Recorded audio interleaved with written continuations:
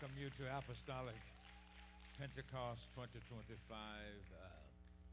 where we extract from ancient wisdom and from current events and what's new and what's old, to be able to discern the difference and the diversity and the why of the curse. Is a curse? Are we a curse? Are we dumb? Can we lead? Are we only designed to follow? Can we manage? Can we learn? Can we teach? Does God put, are we just an afterthought when God had some scrap and said, well, and God loves you too? But not God just loves you. And so this is a panel that we thought that we really need some things to talk about. People, I think personally it's very difficult for a 17-year-old kid to know what they want to do the rest of their lives. And I think it's folly for parents to mortgage their homes $150,000 for a kid who say that he wants to invent new teeth. And then he changes his mind, and then they lose the house. So I think that incrementally we step into maturity and manhood. You don't even develop, Dr. Shanks will bear this out, you don't even develop the ability to really make sound decisions till you get, especially men, probably, 23, 25, around that. And some are still in question. Yeah. That frontal lobe. Thank you, Dr. Shanks. And so we're going to try to ascertain. He's a long-term educator. This is his son, and this is Michelle, and she's a long-time administrative financial person in institutions of purported higher learning, but sometimes that is questionable when they come out with lower learning. And not your institution, but we're just critiquing the whole system. Yeah. And this is Dr. Shanks' son, just graduated from Howard University. Dr. Shank calls him Squirrel. He said, all right, Squirrel is your world. And he'll learn in his world that acorns are very expensive. And some we waste we should have stored up. So you'll find that out, Squirrel. And then this is our newly appointed youth president, and we're going to be gathering from the other churches, some secretaries and some people to help him. And Kenny Ward is the supervisor. I'm hoping that somebody can perhaps text Brother Kenny and tell him we're live and in person, in color, online, and we need his mind. All right, so let's open up and let's see if we can figure out what did we lose, perhaps in integration. Was it real integration? When we all left Tougaloo and went to the University of Alabama, we all assembled in the same student union, wore the same dashikis. We could have stayed at Dashiki High. What is it? What drives that? And there's something subliminal. I'm not saying that's good or bad, but these are questions that must be asked. And so, Dr. Shanks, we want you, I think you, just give an overview who you are and what you've done. You look like your brother's big brother, but just put it up close. Okay. Yeah. Appreciate Bishop and appreciate the opportunity to, come home, right? And it's always good to have a home. And I'm thankful for wonderful faces. And I'm like, well, why am I gray and everyone else looks good? They look the same way. Yeah, but it's the spray. It's the environment. It's the prayer. So been blessed to have the opportunity to work in public ed here in Alabama for 25 years, school system, university, and at the professorship, whatever that. And I've come across, worked in predominantly white districts, worked in urban districts, worked in HBCUs, PWIs, and what I've noticed and what I've picked up in there is structure. I love HBCUs. All three of the boys. The youngest is at A&M. Jay finished Howard. Aaron, he opted to stay home and take the money that Alabama State offered him.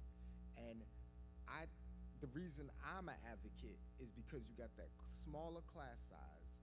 You have the opportunity to get what you want. I finished at Tuskegee, and I'll never forget, I would sit on what they called the ignorant bench. It was an ignorant bench. It was a whole long bench. And the word was, when you sat on that bench, evidently you weren't going to class, so you had to be ignorant. And I remember hanging out there one time, and my professor walked by, and he said these words, and they always stuck with me. He said, "Shanks, overindulgence in anything will harm you." He said, "I don't care if you think it's good." He said, "Whatever it is, if you overindulge in it," he said, "it will harm you." And so I thought about it. That man didn't have to say anything to me. He could have just walked by and watched me sit on that ignorant bench until next year when I have to come back again in his class. So that's one of the things. Jay can attest to this, that his time at Howard, he has come into contact with individuals that probably would have never, God set up for him to come into contact with them, because he would have never met a Felicia Rashad, right, and develop a relationship with her from the Cosby Show. So what I'm getting at is that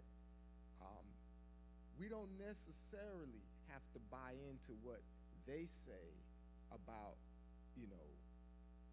University of Alabama, University of South Alabama, although they're great places.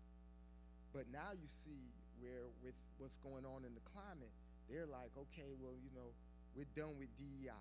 So now the funding and the things that they were doing to attract us, they have to do it in a different way, because the powers that be have put out that we don't need opportunities, we don't need breaks. And that's why the whole HBCU thing came into play, because they weren't letting us in their institutions. Then when they let us in, the best and the brightest, now they're saying, we don't have that kind of money for you. So, parents, we just got to think about that. And Bishop and I talk about this all the time. And I know you might say, well, Doc, your kids didn't go to Trenton. Your kids didn't go to Wallace-Selma. But believe you me, that's where they were going. And they didn't like it. They thought it was a punishment. But I told them, I said, listen, I would be I shouldn't say this. I wouldn't be wise to spend the kind of money for you to go to Auburn just because, and Trenton is going to offer you 2 years free. And then you're going to have no debt, right? And that's the thing, like with Aaron. Aaron's at home with no school debt. And so, Eris gets on him. He told her, it wasn't nice, but he told her, I could sit here for a year and do nothing. He said, I don't owe anyone. And so so we have to develop that mindset, like Bishop said, to get all that we can out of what they offer without saying, well, I got a cousin. I love her to death. She is sending her child to DePaul. DePaul is almost $80,000 a year. Multiply it by 4. I told her, where in the world are you going to get that kind of money from? I said, you can't even put an equity line on your home. loan that'll cover that. I said, what are you doing? Well, I don't want to mess with her dream. I said, well, I tell you what, none of my boys' dream is going to be my nightmare. I'm not going to sit up and pace the floor at night when he's snug as a bug in a rug in a dorm room. All right, I'm done, Bishop. It's your world, squirrel. Oh, that's beautiful. Dr. Shanks, we've gone to a lot of schools searching in terms of what we're doing with the black seed, and he is a wealth. You've done it all, haven't you, Doc? Yeah, No, almost. Say that, I want to keep living. Yes, yes. Well, Sister Michelle, the $80,000 to Paul, and what do you, and you work in financing, and you've seen it. Yes, sir. The mic up to your mouth. I have a theme that I go by. Can you all hear? Since I have a theme that I go by in financial aid to say no before you go. No before you go. Financial aid is a great thing.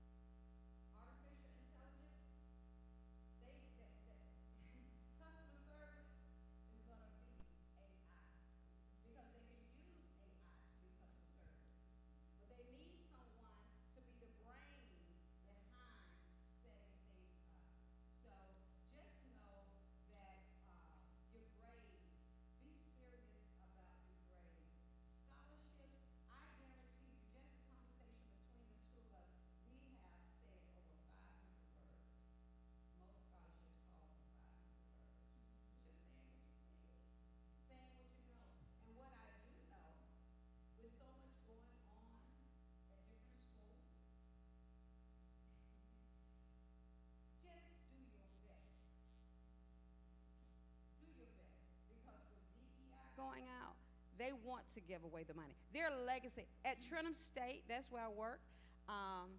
It's a fine thing to get your general studies. Trenton State is a part of SACS.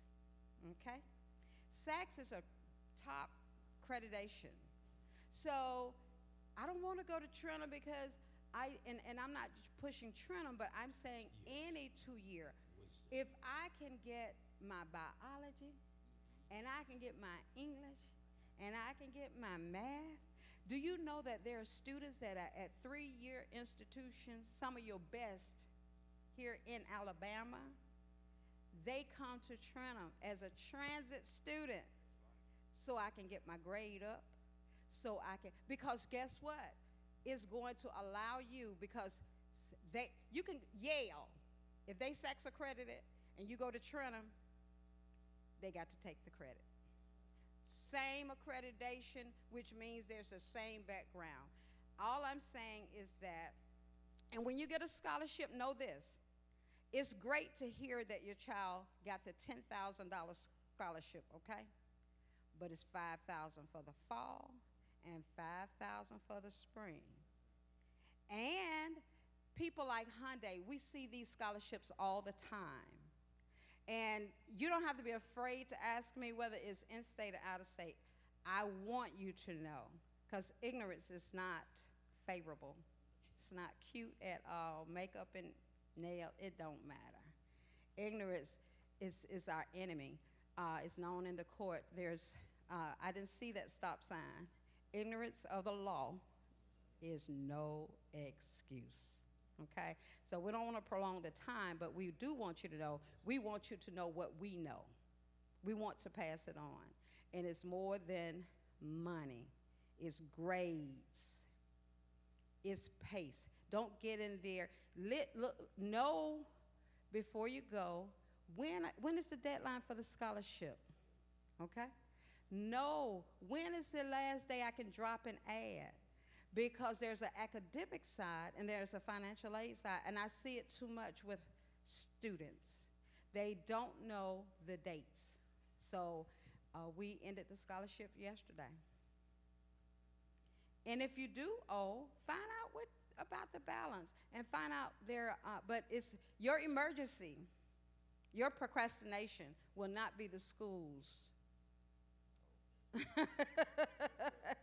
Listen. That may be your emergency, but we got too many more, and so we're going to pass it on. All right, but know that we don't have to be at this panel for you to ask me questions. I want you to know. Know before you go. May I ask this, Sister Michelle and Dr. Shanks, some other educators are here, Sister Hall and other educators. What, let's see if I may, this is really, I'm in fantasy land now. If I made 24 on the ACT, and then Brother Duncan made 30, but we're both going into science, what's we both want to be doctors or chemists or whatever. What is that that difference in terms of pulling down the scholarships and the funding and the grants and the research assistantships and those kinds of things? Right. So it's according to what is required for that discipline. And I'll use nursing.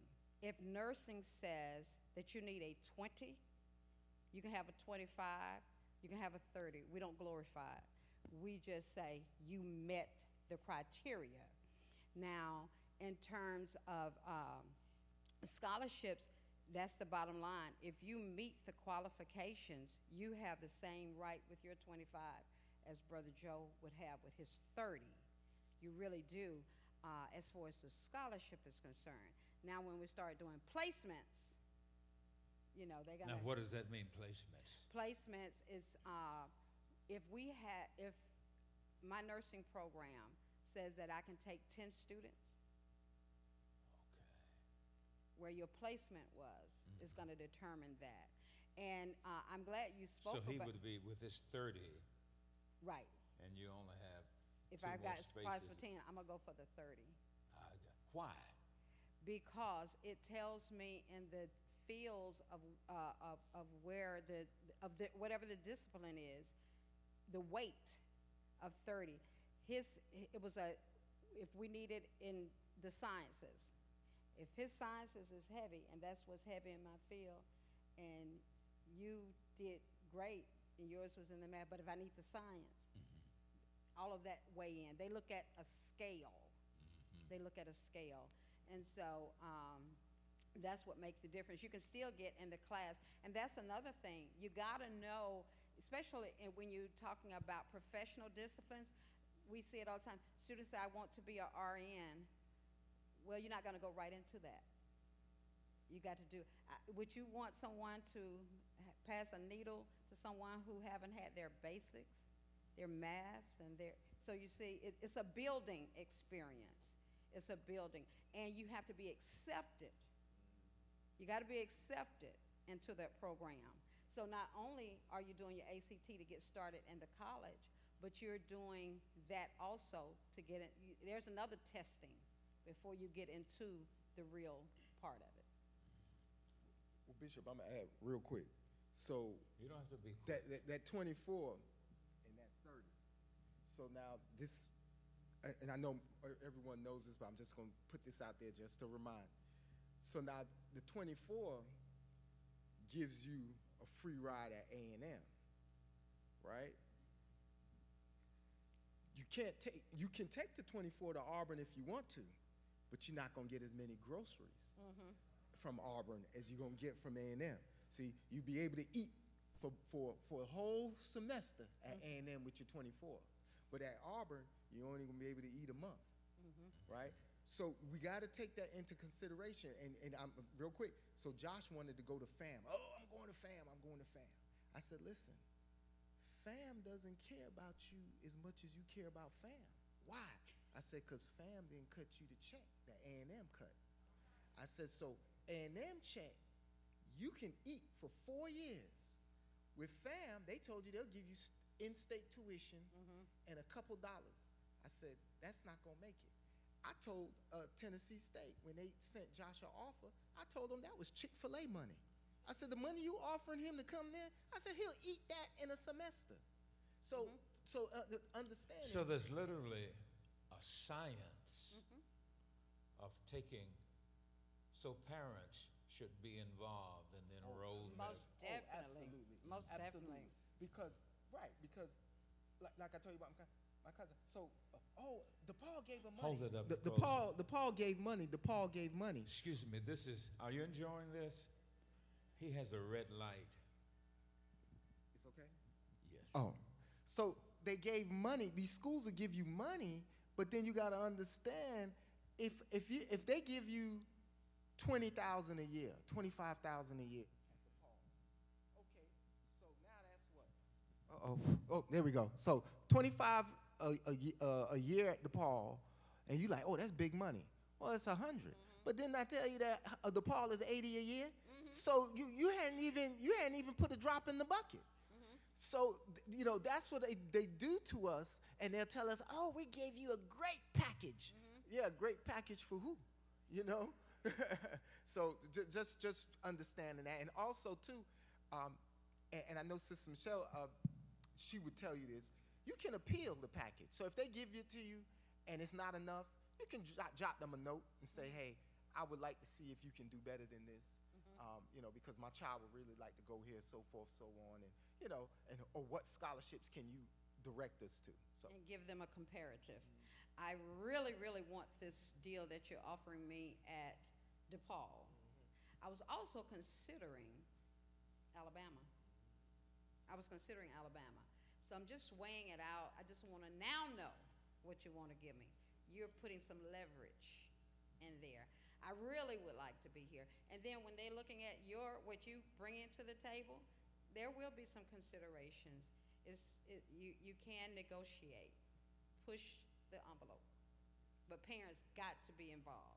It's just like a PTA on the secondary.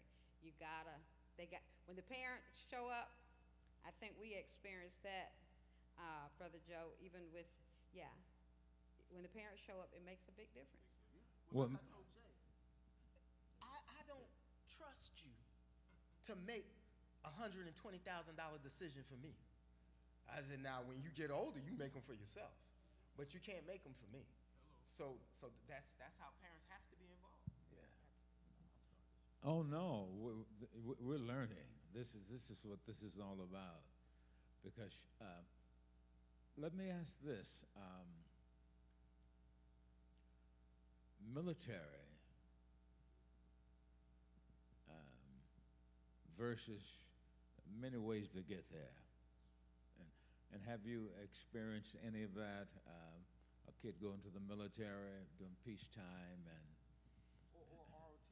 ROTC. So tell us about that. ROTC. What does that mean, ROTC? What was it? Reserve Officer Training Corps. Right. Mm-hmm. Right. Corps.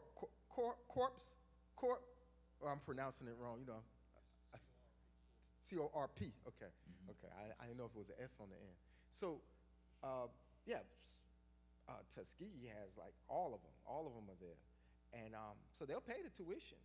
Now, but now nothing's free.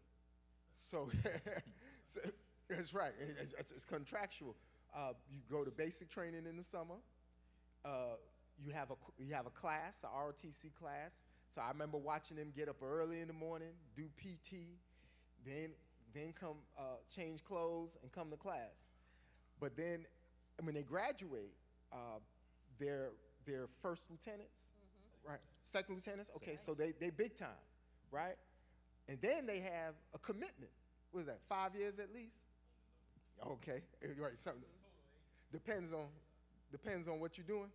Okay, so they become lawyers in there, become doctors in there, and it's a great idea. Pilots. Yeah, I thought about it, but I got scared because I was like, you know, because during that time it was the Gulf War, and I was like, man, they may pull us out, and that's exactly what they did. They started pulling them out of school to go fight the Gulf War.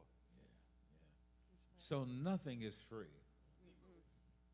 How do you in your experience, and we have some teachers here and people that are involved in this, and we have parents. What do you weigh out the most? The danger, the part of the country, the maturity of the student, their proclivity to be just, some kids are just so disciplined. When I went to Ole Miss, you know, Dad gave us cash, and I never even thought, where's this money coming from? I really didn't. We would go to the diner, and there was a young man. He was not a student. He worked on the campus. We would get burgers and milkshakes, and he'd pull up, and I go, I got it, Willie. Paying for the burgers, Go to, I got it, Willie. Paying for the burgers, Around Thanksgiving, I ain't got it, Willie. And my brother told me, he's Randall. When he saw my pattern, he was not a prophet, but he was a prophet. He said, "You're gonna flunk out." And behold, I flunked out. And so I think that we need to listen to the wisdom of senior folk and not be so arrogant. Now, at community colleges like Sassoon, or as you mature, then you're more independent.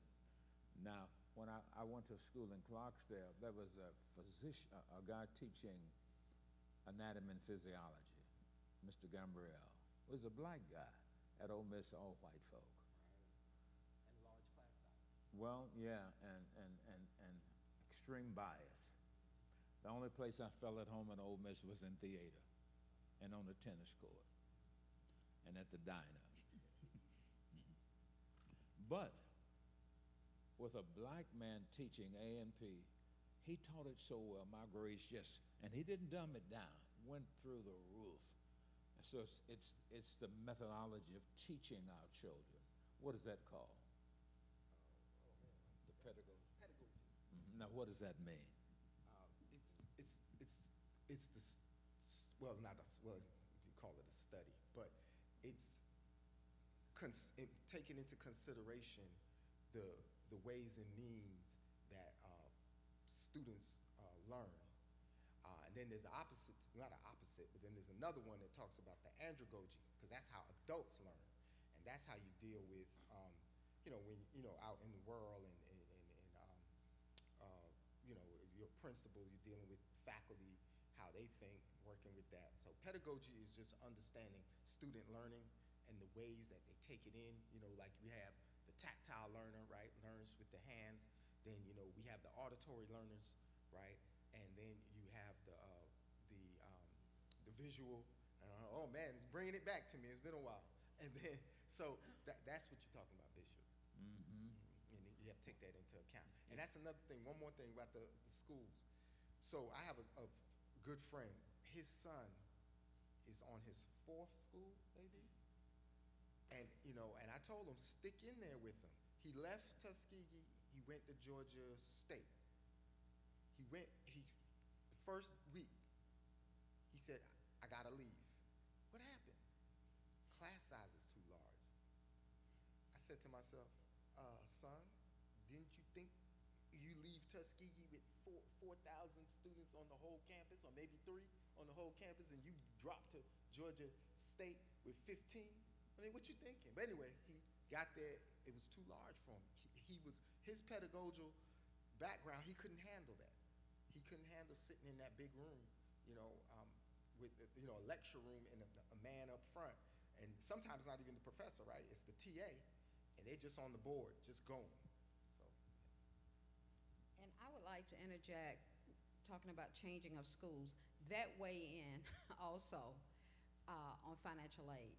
The government, they look at everything. I tell students, they don't know you necessarily by name, and they don't care. One of the things, whether you're an entrepreneur or student, the government knows you by your what? SSN, Social Security number.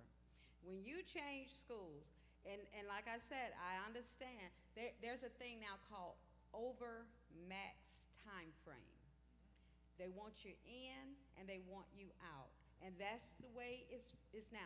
We're not allowing you to just, I want to be a nurse today, I want to be an astronaut tomorrow. No, I think I want to be a janitor. I think I want to, no. You're going to have to make up your mind more quickly.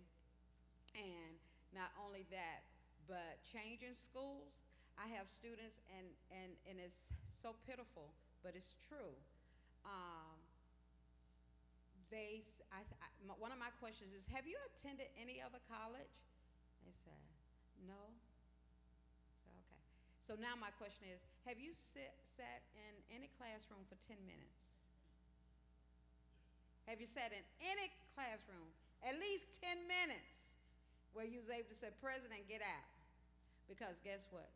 They done clocked you. They have clocked you, and it follows you. When you get to a certain land, even a scholarship is affected by it because they can't trust you. They think that, they call them professional students. It's professional students. And the government say, no.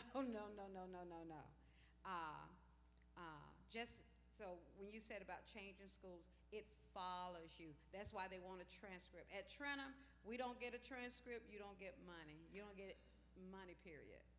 We want to know everywhere you've been.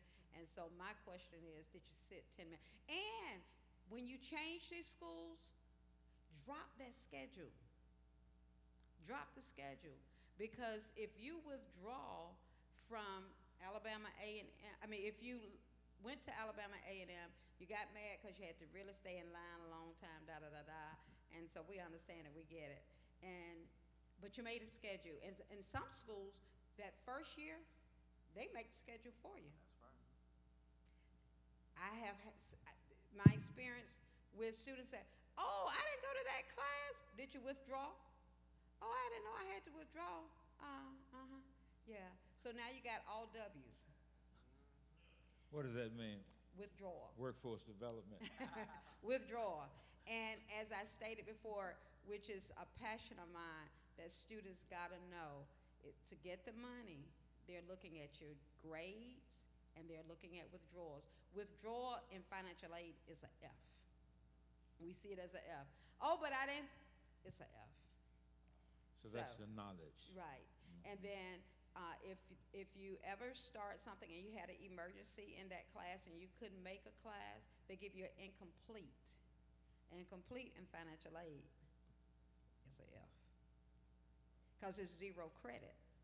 We can't give you credit for an I.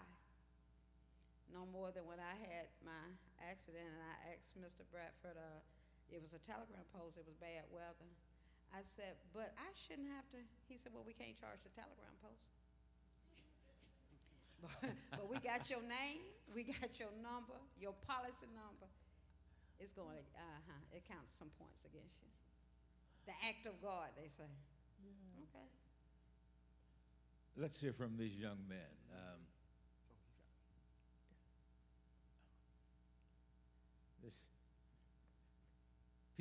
This is Howard Bruton's nephew. Amen. Tell us about your experience in school and your observations. Does any of this resonate within your past experiences? Yes. I wish I would have knew all of this when I started a long time ago, but I started at Alabama State in 2012 and got in, started with financial aid. As a college student does that first semester, I wanted to party, got some F's, and got that nice letter from financial aid. I was on academic probation. And then I had to go the next semester and make up for that. Still wanted to party some more. But I bought my GPA up some. So then I had to go that summer. And so I wish I would knew a lot of this. Who paid for the summer? My mama there. So, I wish I would have known a lot when I started with my bachelor's. When I got my master's, I knew more. So I learned more about scholarships. And thankfully, I work at a place where they gave us some money to go to school for my master's. Yes. So I'm thankful for that. So I'm still learning, working in the college industry now. I'm still learning even more. Brother Josh, tell us who you are. So I'm Julius II. They say Jay. I just graduated from Howard last month. Yes. So I've had a well-rounded 4 years. If I got into the blessings that God has granted me over the last 4 years, you wouldn't think that I was in college the way I was working. And I think that all of these things, it really just boils down to discipline. Your parents can be in the meetings. Your parents can write the letter for you. Pastor, bishop, whoever it may be, they can give you the advice, but if you don't have the discipline or the drive to want to do it yourself, none of this even matters. So you have to ask yourself the question, whose purpose am I living? Because just as much as he can't trust me with $120,000 to make a decision, don't put a $120,000 decision on my life that I can't handle. And so there's a relationship that has to be had to where parents and your children can speak on that, because you don't want to turn it into something that it didn't have to be. And so the first thing, it just starts with discipline. Discipline to know what you want to do. And you don't have to know what you want to do, but you got to know who you are. Because if you don't know who you are, then you won't know if you're going to be able to handle that. And so that's where I would say that is what my 4 years have grounded me to, where regardless of what the opportunity was, I knew the discipline. Mm-hmm. So, I mean, two of the opportunities, I thinking, so I got to Howard as a freshman, and we could talk really about the decision-making of college, because there's two things that you have to really understand for yourself. And the first thing is there's not a lot of students who have a relationship with Christ to where they know the voice of God and what he's telling you to do. And so my dad can attest to it. He didn't understand what God was telling me because I had a relationship with him for myself. So I knew what I was hearing, but I can't explain to you what I'm hearing. Because even at that young age, I might be able to hear him, but I don't even understand it. I don't know what he's doing. And so I got to Howard after turning down a full ride from Alabama State and a very big partial scholarship to SMU, which was the only PWI that I applied for. I applied for all HBCUs but one. That was because they were recruiting me for acting. And so I applied as a journalism major. I got in, but then my mentors from school were telling me, no, you're an actor. You have to keep pursuing acting. So I applied. I got into acting. I started running for different positions. And so this is how I meet Dean Felicia Rashad. And I became the president of the Chadwick Boseman College of Fine Arts. So I'm the only student working in the dean's office. And so I'm sitting every day at her front desk doing my work, answering the phones, and scheduling the events and meetings, and literally just she'll walk past. She'll keep walking. But one day, something simple, she asked me to move a chair out of her office. And the one thing Bishop has taught us all how to do is serve. So one thing I could do is serve. You can ask me to do anything. With a smile on my face, I'm going to do it. So I bring the chair out of her office, and when it's time to bring it back in, she tells me to sit down. And this is the first time we're having a conversation. And from that, it blossomed the relationship. So she became a mentor. She wrote my recommendation letter to work at Tyler Perry Studios. So I was able to have a job there last summer. And yes. Wonderful. So going from that job to going back in school, working while I'm in school, traveling to Chicago to act, and then back to DC to act while I'm still taking classes. So I'll go to class all day, then I'll do a show at night, and I'll go do it all again the next day. And so I had to learn that also in that discipline that my journey wasn't like anyone else's. Because just as my friends are having fun, I'm an alpha. My dad's a sigma, so I saw your wristband. So even then I have brothers and friends who are on a total different journey than me. But the example of work and discipline that I'm showing them, I didn't realize that they were looking at my life in a different way. And so it wasn't anything that my parents could have said, but their guidance and just my willingness to be able to listen is what opens up these opportunities for you to take advantage of. And so don't look past it. Know that if you are in this room right now and you are around my age, there's something sure for certain that we can all agree on, that we know who Christ is. And so don't take for granted the voice that you know. Because you know him for yourself. You have a relationship with him. So trust in that, and he'll lead your path. Amen. Yes, sir. That's awesome. And when you were speaking of students, when you go to college, local, away, get involved. Student government is much stronger than students realize. Yeah, because they're serving you, but you're serving them also. Okay? Student government, there's money. Serving as an ambassador, all of that's scholarship. All of that's money. And so get involved. Parents, when you get involved, now, I'm a parent myself. And where, the student, they don't have the money. But I want to know the business. It's like taking your child to the doctor. They have to give you permission. I have had so many parents that say, well, y'all not contacting them about the money? Oh, yes, we are. We sent you a letter, too. We sent you a letter to let you know that your student is about to leave school. But you've got to have, it's called FERPA. The government is becoming very strong with FERPA. FERPA is the right for the student to have privacy, okay? So a lot of parents have been heartbroken because they didn't know that first semester my friend wasn't doing what he needed to do.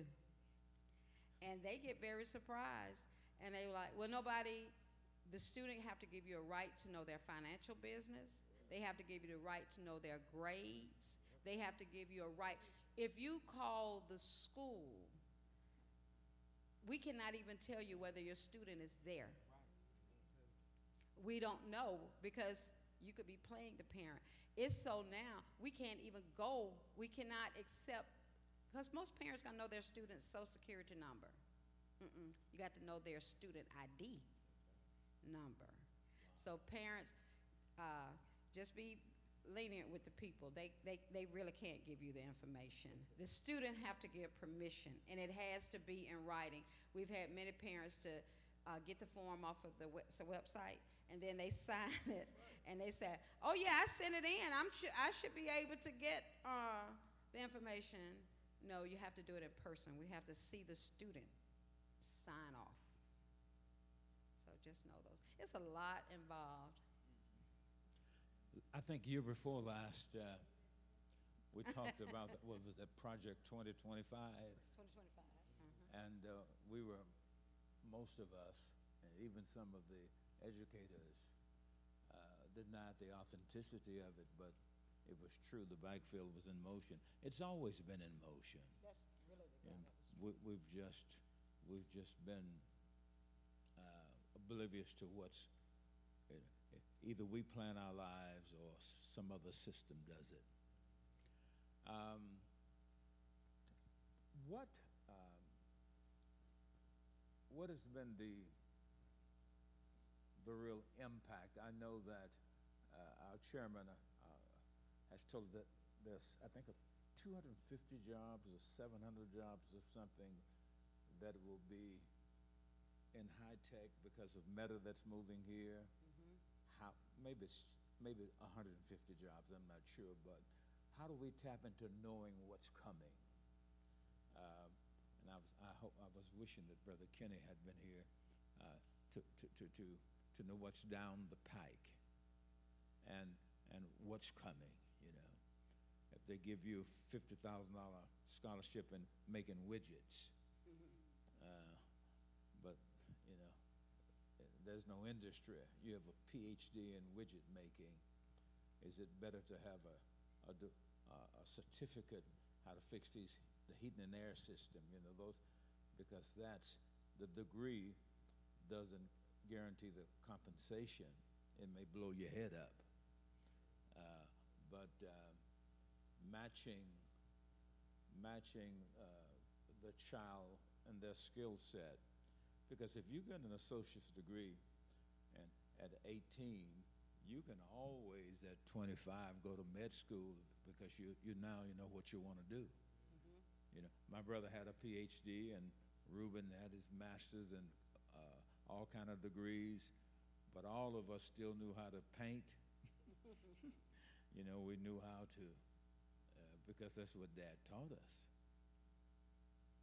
So the drive and the discipline, and plus, you know, Josh is telling the truth, because when I was back there, he came out to church and showed me he was preaching at his church on Youth Sunday or something. So, you know, he had a real deep foundation. Now, have you all run into anything where maybe other cultures didn't recognize your gift? Oh my gosh, that's good. You're gonna get to school and you will question your faith and learn about a new one at the same time. And if your foundation isn't strong, your questions will start to outweigh your belief. I'll speak for my university. A lot of HBCUs were built from churches, from chapels, from yes. So when you have schools like Morehouse and Spelman, Tuskegee, for instance, it's required to go to chapel on Sundays. You have to swipe in, and they have to take your number, your student ID down, and you get a certain amount of demerits. Oakwood, if you don't go to chapel. Well, at Howard, it wasn't like that. It's actually interfaith. So that means that no matter what your religion or your denomination is, there's a place for you inside of the chapel. Well, that gets tricky because on Sundays, certain Sundays, if you go to chapel, it might be a Muslim speaker. It might be someone that's Buddhist. It might be, whether it's Seventh-day Adventist or Catholic, you don't necessarily know what you're walking into on Sunday. And so I was very heavily involved in chapel, but I had a church home in D.C. as well. And so my questions had a place where I can go get them answered. Because if you don't have a place where your questions can get answered, that's when they start to overtake you. It's beautiful to be on campus because you're gonna meet so many different people. But if you're walking, your life is gonna be a witness to them. And it's scary and it's tricky and it's actually daunting at times, but it's such a beautiful thing because my dad sees it now when he comes to see my roommate. When I first got to school, my roommate, my freshman year has been my roommate till my senior year. And the family has family that are Hebrew Israelites and Nation of Islam, but he never really went to church until I became his roommate. Because on Sunday, what you're going to hear, whether any of my brothers, you're going to hear some preaching in the morning, whether we're sweeping or getting our day together, you're going to hear some word, and whether you don't know what it is or not, it's going to, well, what is that? So now he has questions. Well, I could actually take you to church with me, and this is where the witness comes in. So you don't know when you get to campus how your life is going to be able to impact others. But that's why the responsibility is so tough. We don't put enough emphasis and weight on what students go through, because you think you're just going to drop your child off and they're going to go to class, but they start to live in a utopia that is built for them. They have to build a whole nother life. So you as a parent have to trust that you did enough to impact them to where their foundation is so strong that when they get there, it won't knock them over. I can say for myself, I went to Alabama State. So being from Montgomery and then going to the college in my hometown, I thought I knew everything. But once I got on campus, I started finding out I don't know anything, because you start meeting people from everywhere, different beliefs. So luckily, I stayed connected to my church. I stayed involved. And particularly, I went to a service at the school one night. They was calling them, they said they was holiness, and they went there. And they started talking, and I said, nah, that don't sound right. If many of y'all know Mother Rudolph at House of Refuge, that was my pastor. And I said, Mother Rudolph said, walk out. This ain't it. So I ended up walking out. And I had to learn from there that these people are talking something that's not right and living a righteous lifestyle. So I stayed in my church and stayed walking around, and I joined the organization. And inside that organization, I told them, I said, hey, we're going to go to church one day. They didn't want to go because they said, y'all holiness, all y'all going to do is run around, holler, and scream. I said, yeah, but just come on and see what's going on. So eventually they came. And I can truly say those guys that were going to that night service, at least 3 or 4 of them eventually started coming to the House of Refuge with me. So you have to be that light on campus. And sometimes it's not easy, but you have to know who you are and have that discipline to be that light. All right. Well, I tell you, it's difficult to, sending a kid to college is so comprehensive and so broad-based that in an hour or so, but we just want to kind of whet the appetite, and we'll have to do this some more, and with our youth president, and this, it's a blessing that they're both in Bishop Jackie's church, but we want to come across the state and out of the state and get the secretaries and the advisors, because it's education is for the thirsty, and Dr. Shanks is a loving father, but he's no nonsense. And what's our good friend, Big Chief?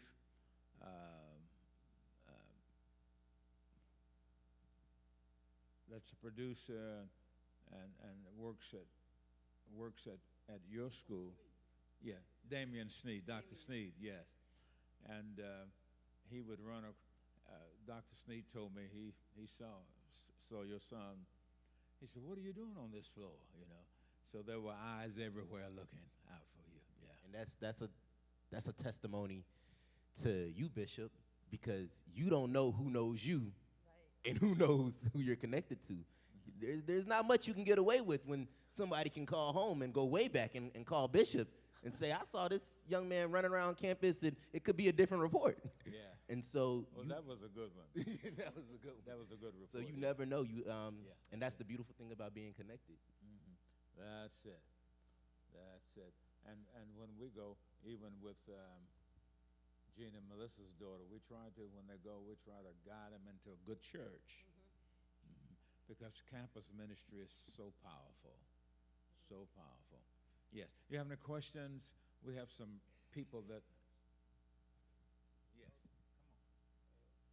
It's Captain Joe Duncan. Hello, hello. I know how familiar y'all are with this. Anybody can answer the question if they know. Transit students and students that go into two-year universities or bridge program, say, I'm gonna keep it local, from Trenum to Alabama State. You got a bridge program, and if they SACS accredited, how do that child get from Trenum to Alabama State and not have any complications through financial aid? And say they only want to do 1 year at Trenum. They don't want to do the 2 years. So they just want to do one because it's a bridge program. You transition from Trenum to Alabama State. Say you got a donor that they say, I got $50,000 I want to put on the book, but I'm a donor for Alabama State only.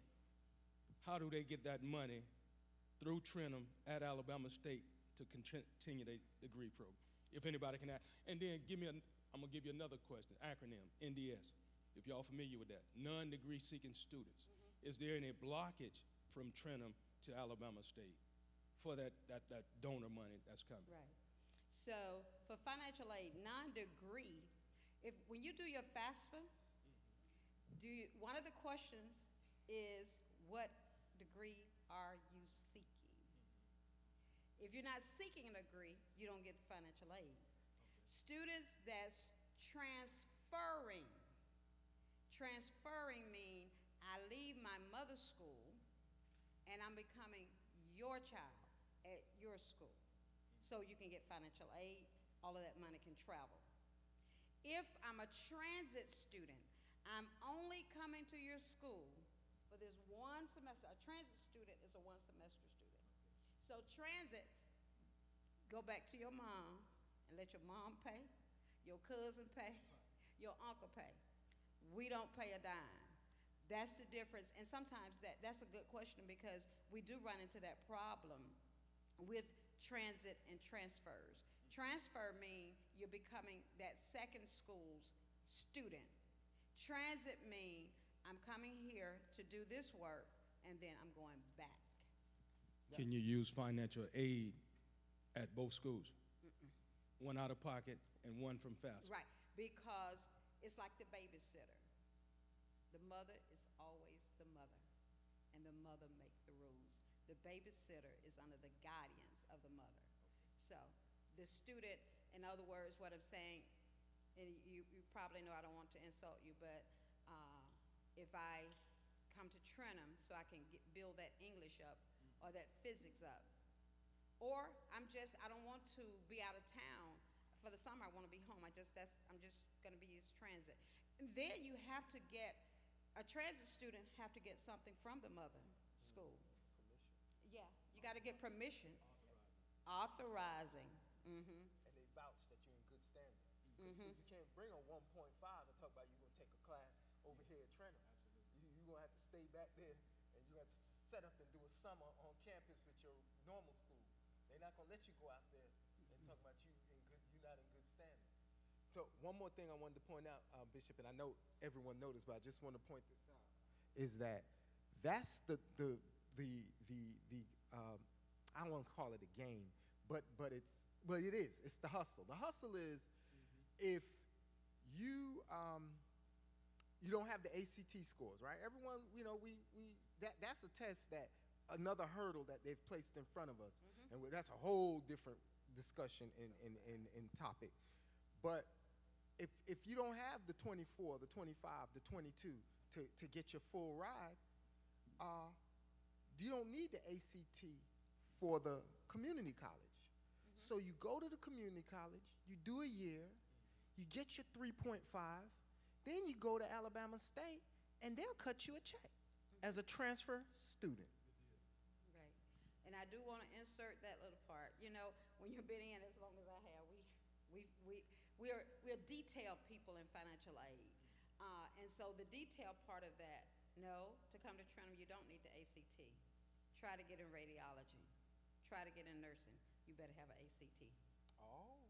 Okay? Wow. Those are disciplines that require require, because there again, you want to be able to make a certain score on those things. So especially in the health fields, you got to have a score, a ACT. You don't have to start at the general. And that's what I say is so good about the community college. Get those basics, get that Pell Grant, get that scholarship, you leave free. Now, we are very low. You compare us, $173 per credit hour. How much is a credit hour at Howard? At least 2,000, 2 to 3,000. Boy, that's why you ain't paid. You don't know. Listen, and how much was it at Alabama State per credit hour? It's double to 3. Per credit hour. And that's how you're charged, per credit hour. So you take, orientation of college is required at every college. Okay? You're going to get your orientation college, and you're going to have to take a religion subject. Okay? And so you compare it. My last question is for the young gentleman that recently been in college. Tutoring, things of that nature, how is that paid for if you need it on campus, or does it come with your coursework? For me, I was blessed that the tutoring center, writing and English especially, was free. It was a free service. It wasn't free because it came in your tuition, so you were already paying for it. So take advantage of it. That's what I had to tell everybody, because I definitely took advantage of it. And then on the other side of that is, if you are willing to tutor, you will get paid to do it. You get paid. But Elder, so to me, when I was on campus as a professor, you pretty much as a student, you have to not want to be there in order to, they have so many resources available that if you want to stay in school and you're struggling, there's help. At A&M, they brought in 2,500 freshmen last year, and so they have a center, Student Success Center, and they have people they've hired. Their job is to find the student and check on them and say, hey, you ready for this test? I saw your midterm and you didn't do well. You need to come in here. And what is it that we need? So, I mean, because they know that they brought in these 2,500 students, and statistics show how many of them are going to still be there after December. The attrition factor. So they want to try to be able to increase that retention rate. So they have it. You pretty much like some of Josh's roommates. They just partied all night, and then they slept in the daytime. And so then Josh said they would go and get something to eat, and then come back and go to sleep.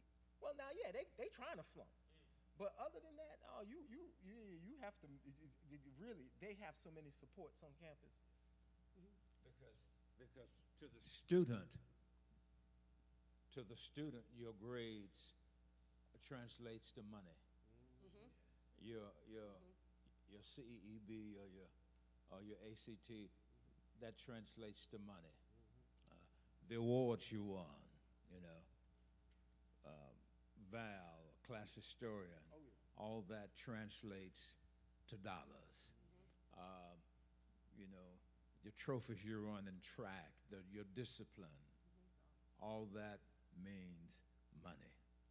So if you add all that together, and your voice, that's money. Your drum skills, that's money. If you can play the clarinet, the saxophone, that's money. If you can type, if you speak well, all of that translates to money. And so, see, you're working for money, but your grades produce money. And so you have to understand it's a medium of exchange. Your study, your being in the marching band. My grandson Jace, he wants to do heating and air. And then we want him, he plays drums. Well, we're hoping that when he graduates from high school, that he'll have his heating and air certificate before he gets his high school diploma. because dual, because Yes. that's, come on now, Yes. because it's people don't give you money because you need it. They give you money because you meet a need. Amen. And so here's a question from online. How will this new administration affect financial aid for the fall 2025? This coming August, I guess. Okay. So the President Trump has just finished his budget for 25-26. They have not decided on the amount. Financial aid is decided every award year. For us, a year starts July 1st. July 1st. So July 1st, we're going to find out what the Pell Grant is going to be about. They're trying to get rid of parent loans, and they already have put a cap on everything. There's a cap on subsidized and unsubsidized loans. So right now, we are waiting for the rollout, but it is affecting it in a fashion that you pretty much going to need to be very serious about your education, because everything is toward us. You know, we're not going for the Pell Grant anymore. At one time, as long as you wanted to go to school, you could get the Pell Grant. 600%. 600% says that you got 12 semesters. We want you in and we want you out. I thank God for Representative, he's deceased now, Thad McClammy. If you would look at Trenton State, before Representative Thad McClammy, students had all kinds of excuses. They said, well, we can't get to the Social Security office. We can't get this. So around Trenton on Air Base Boulevard, that's how your health place got right there. That's how that Thad McClammy, Parade Court, all of that was always in the making because he wanted In the community. in the community. That's why it's there. Library. You got Trenton State has a library right across the street. It's another library, thanks to Representative Thad McClammy, because they want us without excuses. When President Barack Obama was in office, what he tried to do, a lot of the students say, my parents did not file their taxes. So that's another, to the person that asked that question, they're trying, it's a no excuse. Right now, Pell Grant, I am applying for 25-26. They don't want to know what my adjusted gross income was in 2025. They don't care about that. What they want to know is 2 years. It's called prior. So if you do a FAFSA, if you plan to go to school 25-26, they want your parents' 2023 tax record. And students, don't be afraid. If you're, and whoever may be listening, don't allow the FAFSA to intimidate you. Answer their question. The government is not allowing you to put your tax information in more. They don't believe you. They believe the cousin, IRS. You must give consent. They tell you, give us consent to get your tax information from the IRS, and we'll take it from there. You don't give it to us, don't worry about nothing else. But what a lot of our institutions are doing now, you know, at one time for scholarship, you had to do the FAFSA. It was hurting us. So now it's not mandatory. It's not mandatory that you have the FAFSA. But the great thing is, if you do the FAFSA, it does open up doors for you for other types of grants. There are grants for students that stay in Alabama because they want you to stay where you are, because people are moving. They get the education here at whatever school in Alabama, but they go to Washington or someplace else. It depends on the school system, because over up there at A&M or at Howard, they were like, you're going to fill out this FAFSA. How much we giving you, whatever, you're going to fill this out. And we had no choice. We had to fill it out. And that's like in high school, too. So I was saying the requirement is not there now for a lot of the scholarships. But for high school, your parents, y'all remember that? student didn't do the FAFSA. They were saying they couldn't graduate. Yeah, so you couldn't graduate. So they're finding out. A lot of students say, I'm going to the military. Why do I need to fill it out? Well, they was doing it for graduation. Everything is to lure. That's what I was going to say earlier. Bishop was saying this was always in the making. When Bishop spoke with me about speaking, I like to get background. So with AI, I went back to see when it started. I said, okay, do you know, look at it. I mean, AI has been going on and been in the making for 25, 30 years. You know what it is, right? Artificial intelligence. So right now, they're thinking ahead. They're thinking of ways, and we have to, it's just like you said, it was always in the making. And you know, when we ran our school, the studies show that you really know the effectiveness of your current teacher 20 years from when they're taught. You know, when we took discipline out, you know, and now we see the results. And so because it's, when you remove something, that's a seed. It takes a while for it to grow. Yeah. And so now our governor is preparing, I think, a 4,000-bed penal system for our black men. 4,000 beds. How many beds at Howard and Russ College and Alabama State Fish, Tougaloo, Jackson State? Not 4,000 beds. Now prisoners can get financial aid. How's that? Prisoners, if you're incarcerated, they are now, you're going to be in debt one way or another, is what I say that system. You're on lockdown. It used to be a stinking thinking from the head, from the neck up. Yeah, incarcerated students can get financial aid. Okay. I'll close with this, if there are no more questions. We'd like to hear from some of the people who work in educational systems, charter schools and colleges and private schools and homeschool. Dr. Aaron Banks' daughter went to her entire law school online. Yeah. Now that's some discipline, isn't it? And so would any of you like to have some comments before we close out?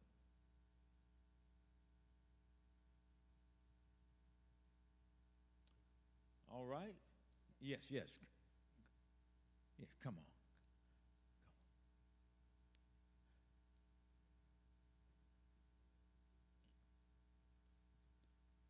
You're speaking as an educator? Yes. Tell us who you are. Hello, everyone. My name is Terry. I don't teach high school anymore, but I do teach fourth grade at a college preparatory charter school. And I'm from New York, so this is a very unique opportunity for me to be here and witness this, because I've not seen this anywhere in New York, where not only at a church, but a panel where there's students, there's parents, there's people who work in educational institutions are working together to provide a foundation for you young students to be started. And if I'm, being honest, even at my school that I work at as a college preparatory school, there is no panel. I've asked them, in the beginning of the year, my school is located in a very predominantly black neighborhood, but it is integrated more with a Bangladesh and Muslim population. So they came in, they bought everything up around the neighborhood. And I said, so where's the funnel system where you're putting this college preparatory school in this neighborhood? Well, where are they going from here? Are you trying to funnel them out?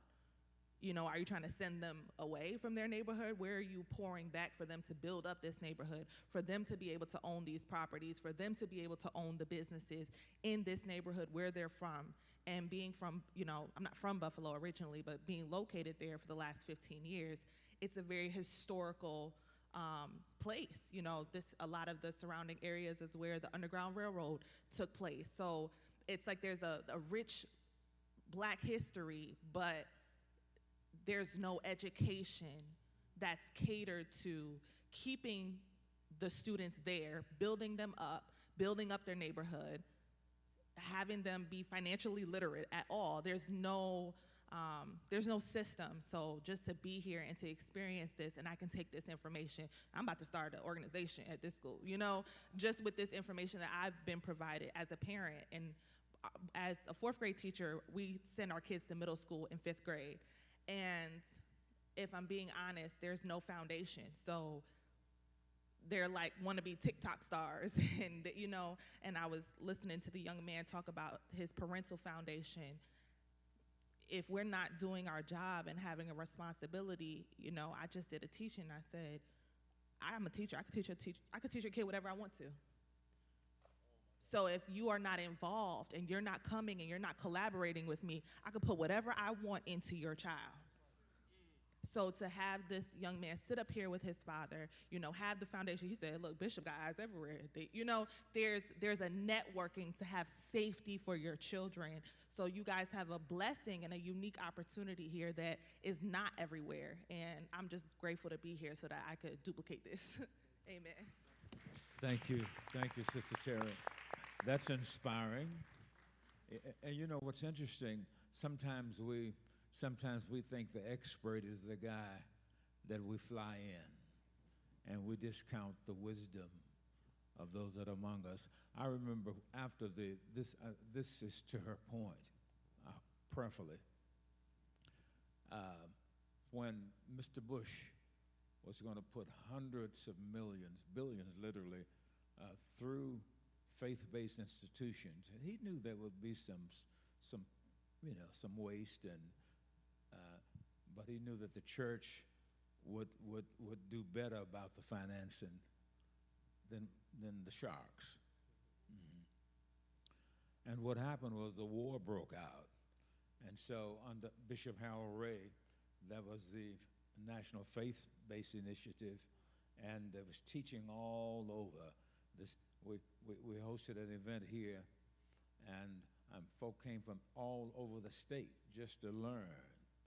And so upstairs in the M.E. Shaw, Marion Shaw Fellowship Hall, Bishop Ritchie, Mother Ritchie, myself, Kevin Arrington, and a guy went to college with my granddad. His son is the mayor of Tuskegee now. What's his name? Reverend Haygood and the son. And so we just sat and brainstormed. And so when the government came in to assess what we were doing, they said, hey, we want to replicate this. See, we think what we used to think. Because they're from D.C., they have all the answers. They have too many problems, political issues, school issues, the flowing of money starts at grass level. You make enough noise, and perhaps it'll filter and become a sound, a certain sound. Noise means we don't know what, but we just don't like this.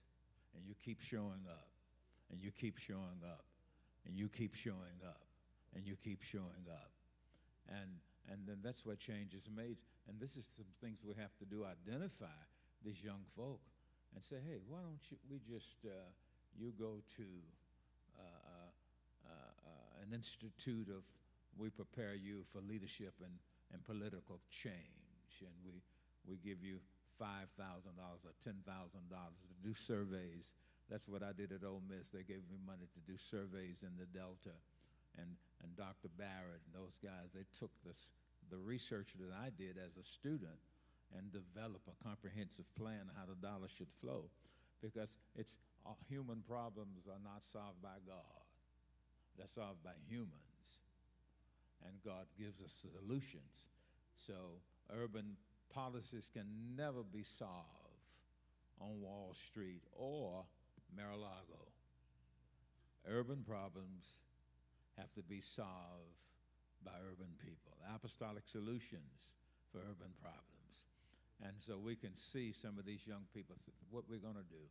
You know, we want you to take this course, and you run for office. You're very articulate. You run for office. You know, you have a great eye. You run for office. You know, what we do, Terry, you don't have to take this back. We'll take this tape, and some of these scribes can put this thing together, and then we'll send these guys in, and then they do that for you in New York. And that's how change takes place. Is that okay? All right. And of course the war broke out, and that was the devil. And the beast got the money. Yes, ma'am. Praise the Lord. I just have a question. I have a 17-year-old daughter who's about to go to college, but I also have a son who is 15. And my question is, I understand not every child may want to go to college right away, and I don't want to push my son to do something that maybe he isn't committed to, even though I know it's good. What are some other options for someone who doesn't want to go, but I don't want him working in Walmart, McDonald's. I don't want him settling for minimum wage. What are some suggestions so that even if he decides to do it later, but he's able to gain some sort of tech skill that he can take care of himself, he can have his own apartment, until he gets to that mindset where I do want to further my learning or my skills? Where's a good area to start him? Okay. I work with, also in my other world, in law, and I work with school systems. And they have, you have a tech department, right? Those aren't always college degree people or certified people. So that's an area. I have some friends that HVAC, straight up automotive mechanics. They make a lot more than us at the law firm.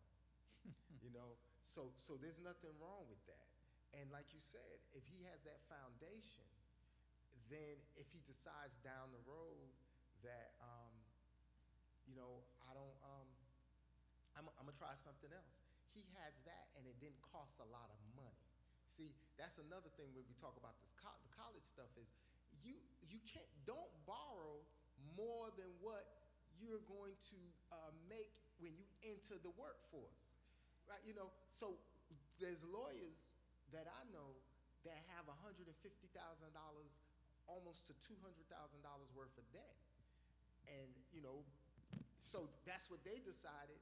Well, now how are they gonna climb out that hole? You get a house, you get a car, you buy some clothes.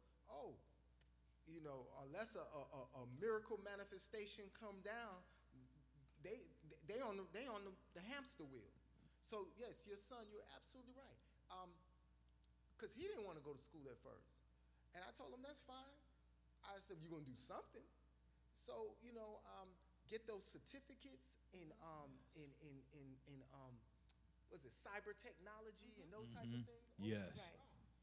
And you said he liked technical? Uh-huh.